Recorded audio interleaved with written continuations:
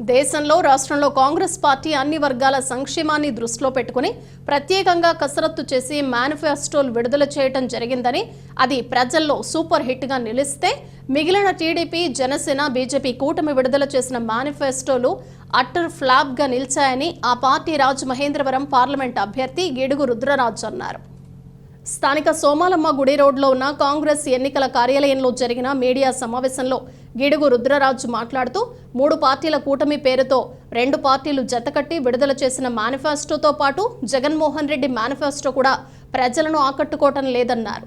Congress party రాష్ట్రంలో విడుదల చేసిన నవరత్నాల మేనిఫెస్టో అన్ని వర్గాల ప్రజలను ఆకర్షిస్తోందన్నారు.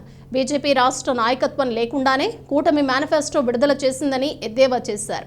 గత 10 సంవత్సరాలుగా దేశాన్ని పాలిస్తున్న మోడీ ప్రభుత్వానికి కాలం చెల్లిందన్నారు.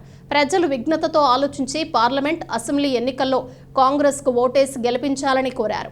ఇండియా కూటమిలో ఉన్న సిపిఐ రాష్ట్ర కార్యదర్శి కె రామకృష్ణ మాట్లాడుతూ దేశంలో బీజేపీకి 200 సీట్లు కూడా వచ్చే అవకాశం లేదన్నారు. ప్రజాస్వామ్య పరిరక్షణకు, రాజ్యాంగాన్ని కాపాడుకోవటానికి 25 పార్టీలతో కలిసి ఏర్పడిన ఇండియా కూటమిని గెలిపించాలని పిలుపునిచ్చారు. మోడీ అబద్ధాలు, అవాస్తవాలు ప్రచారం చేస్తున్నారని, రాష్ట్రంలో ఎవరికి ఓటేసినా మోడీ చెంతకే చేరతాయని, ఏ పార్టీ ఎంపీ గెలిచినా బీజేపీకే మద్దతుగా నిలుస్తారన్నారు. ఏ ఒక్క ఎంపీ రాష్ట్ర ప్రయోజనాల కోసం మోడీని ప్రశ్నించేందుకు ముందుకు రారన్నారు.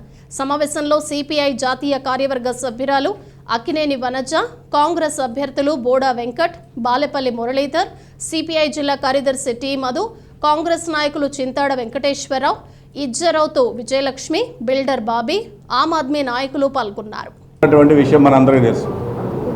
జాతీయ స్థాయిలో మా పార్టీ ఇచ్చినటువంటి మేనిఫెస్టో, ఖార్గే గారు పార్టీ పెద్దలు నిర్ణయించినటువంటి మేనిఫెస్టో, రాష్ట్ర స్థాయిలో మేమిచ్చినటువంటి పొందుపరిచినటువంటి ప్రధానమైనటువంటి నవరత్నాలు, ఈ రెండింటినీ చూసిన తర్వాత ఈ రాష్ట్రంలో వివిధ రాజకీయ పార్టీలు రిలీజ్ చేసినటువంటి మేనిఫెస్టోలు చూసిన తర్వాత 2 రాజకీయ పార్టీలు కూడా తేలిపోయినటువంటి పరిస్థితి.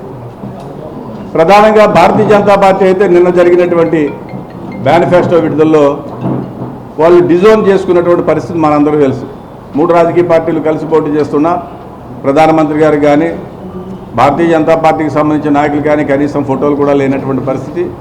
వాళ్ళెవరు కూడా అఫీషియల్గా దాన్ని ఓన్ చేసినటువంటి పరిస్థితి లేదు.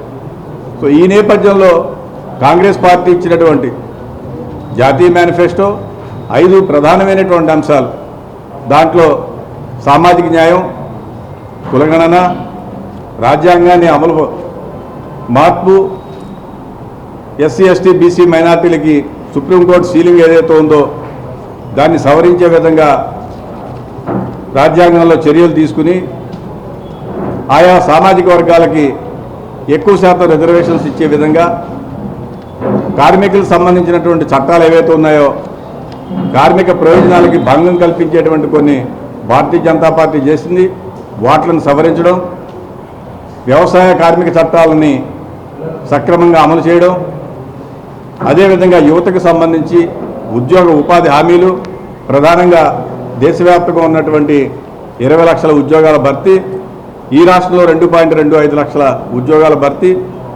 ఈ రాష్ట్రంలో రైతులకి 2 లక్షల రూపాయల రుణమాఫీ, గృహ నిర్మాణం కోసం 5 లక్షల రూపాయలు,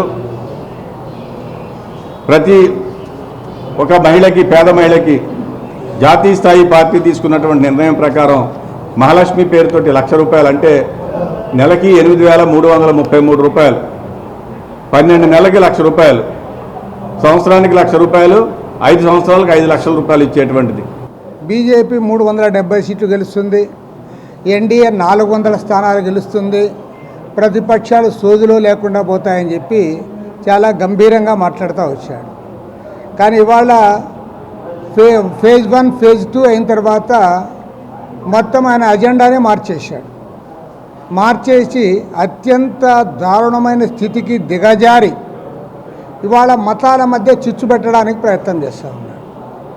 మొన్న రాజస్థాన్ ఎన్నికల ప్రచార సభలో ఈ కాంగ్రెస్ పార్టీ మేనిఫెస్టోలో వారు గెలిస్తే రేపొద్దున హిందువుల మంగళసూత్రాలు, హిందువుల ఆస్తులన్నీ కూడా తీసుకొని మహమ్మదీయులకు పంచిపెడతారని చెప్పాడు. దానికి ఆయన రీజన్ ఏమంటే 2006లో మన్మోహన్ సింగ్ చెప్పాడు అన్నాడు. మరి 2006లో మన్మోహన్ సింగ్ గారు చెప్తే మన్మోహన్ సింగ్ గారు 2014 వరకు ప్రైమ్ మినిస్టర్గా ఉన్నాడు. మరి ఆ 8 ఏళ్ల కాలంలో ఆయన ఎక్కడ హిందువుల ప్రాపర్టీ తీసుకున్న పాపాన పోలే, లేదా ముస్లింలకు ఎక్కడా పంచిపెట్టింది లేదు. కాబట్టి ఏమంటే అవాస్తవాలు అబద్ధాలు ప్రచారం చేస్తూ ఉన్నాడు. మళ్ళీ కర్ణాటక పోయాడు. కర్ణాటకలో కూడా కాంగ్రెస్ మేనిఫెస్టో హిందువులకు వ్యతిరేకంగా ఉందని ప్రచారం చేస్తూ ఉన్నాడు. ఎందుకంటే ఇవాళ అడుగు జారిపోతూ ఉంది. ఆయన అనుకున్నట్లుగా ఎన్డీఏకి 400 స్థానాలు రావడం లేదు. బీజేపీకి 370 సీట్లు గెలిచే పరిస్థితి ఎక్కడా కనపడడం లేదు. అనేక రకాల సర్వేల ప్రకారం ఇవాళ 200 స్థానాలు గెలవడం కూడా కష్టమనే వార్తలు వస్తున్న నేపథ్యంలో ప్రధాని నరేంద్ర మోడీ గారు దిగజారి ఇవాళ మతచిచ్చు లేపడానికి, తద్వారా ఓట్లు పొందడానికి ప్రయత్నం చేస్తూ ఉన్నారు.